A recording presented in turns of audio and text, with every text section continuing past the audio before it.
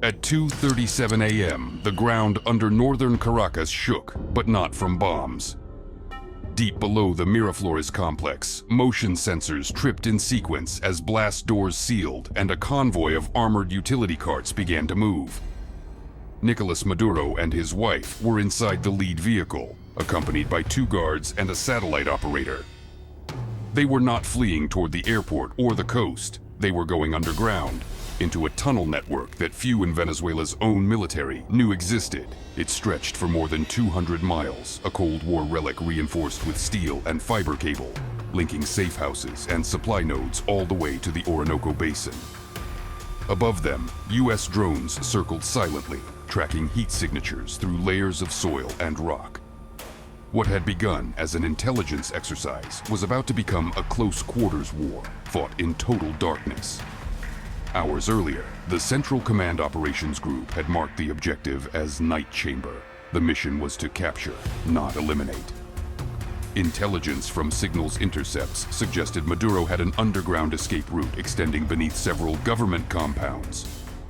Satellite thermal scans had confirmed airflow vents in restricted zones, camouflaged as maintenance sites. The order to move came just after midnight, when radar indicated Venezuelan air defenses were powered down following the previous week's strike. A joint task force of Navy SEALs, Delta Force operators, and cyber-electronic teams staged aboard the USS Iwo Jima and 2 smaller support vessels stationed off the Caribbean shelf. Within 30 minutes, tilt-rotor aircraft lifted from deck, engines muted by baffled exhaust systems, heading straight for the outskirts of Caracas. Insertion occurred under low cloud cover. The first team landed near La Carlota Air Base, clearing a perimeter with suppressed fire. A secondary unit touched down near the Ministry of Defense complex, cutting local communications before Venezuelan crews could activate jamming frequencies. Fiber optic cables were tapped and rerouted. Within moments, Caracas appeared to lose power in key districts, but backup systems still pulsed underground.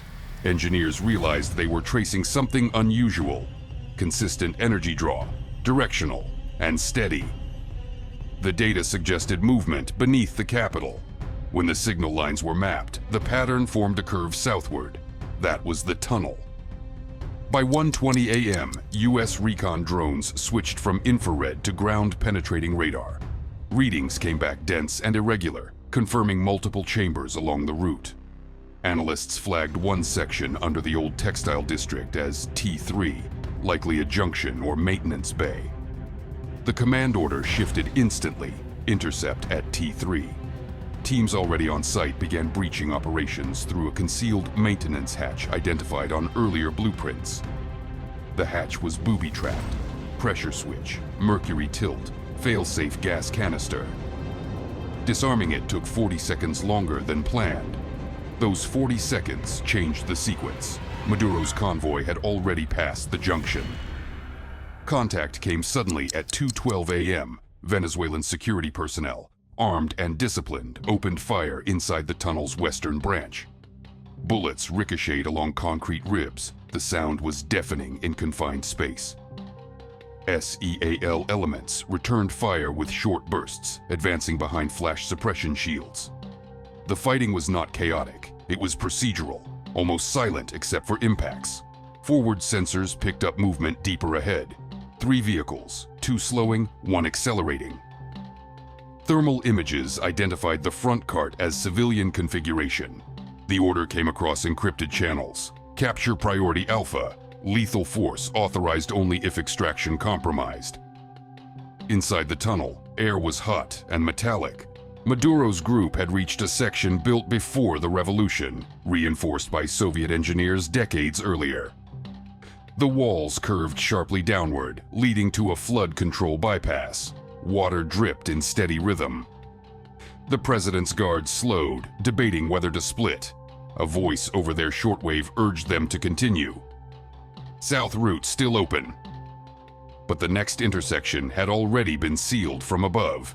The U.S. team had detonated a controlled collapse at the northern shaft, forcing any escapees forward into the main corridor. What had once been a passage to freedom was now a funnel.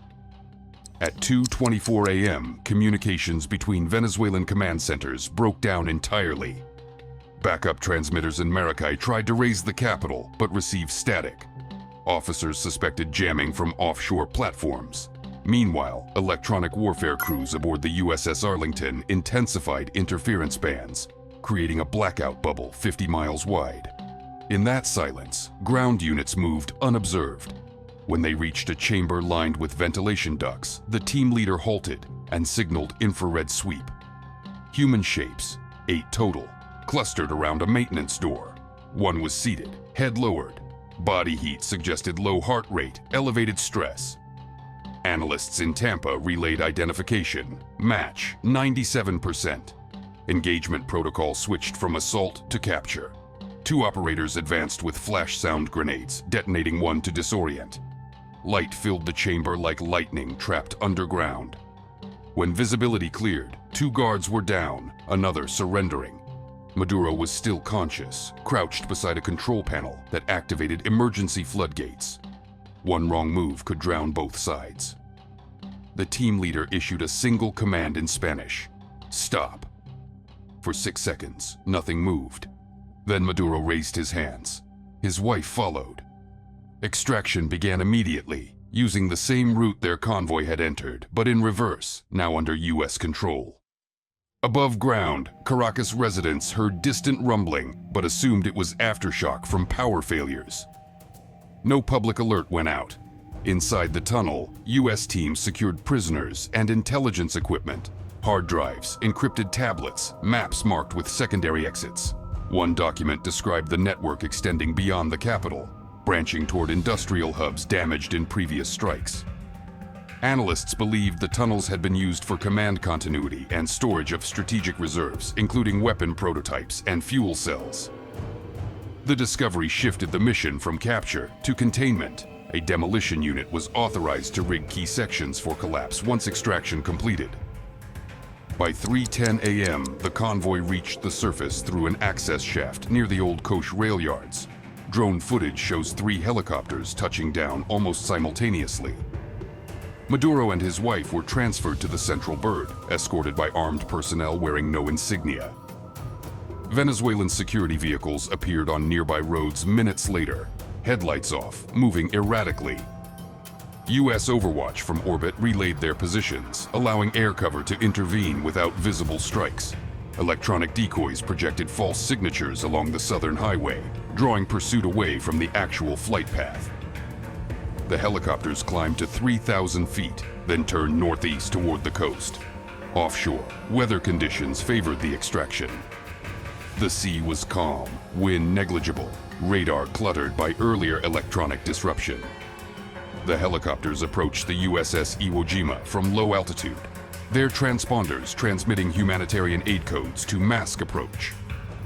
Deck crews illuminated landing zones only at the final moment. Within 90 seconds, all 3 birds were aboard. The prisoners were escorted below deck. Surveillance footage from the ship's medical bay shows both detainees under observation, restrained but uninjured. Command confirmation came over secure line to Florida at exactly 3:42 a.m. Package secure, 0 casualties. While the world slept, the political line had already shifted. By dawn, U.S. media outlets received fragments of the operation from anonymous sources describing subterranean engagement and 0 visibility capture. Venezuelan state television went off air for several hours, returning with pre-recorded segments. Interim leader Delcy Rodriguez appeared briefly, declaring resistance and denouncing imperial invasion. Yet internal networks within the Venezuelan army showed confusion. Without direct orders from Maduro, command chains faltered. Regional governors began seeking clarification from the vice president, who was herself under restricted movement. The capital's energy grid flickered as technicians tried to reroute damaged circuits.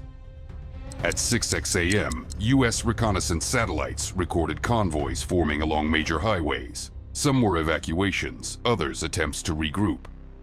Reports from intercepted communications indicated that remaining loyalist units were converging on the southern provinces, hoping to reopen supply corridors. The tunnels, however, had been compromised.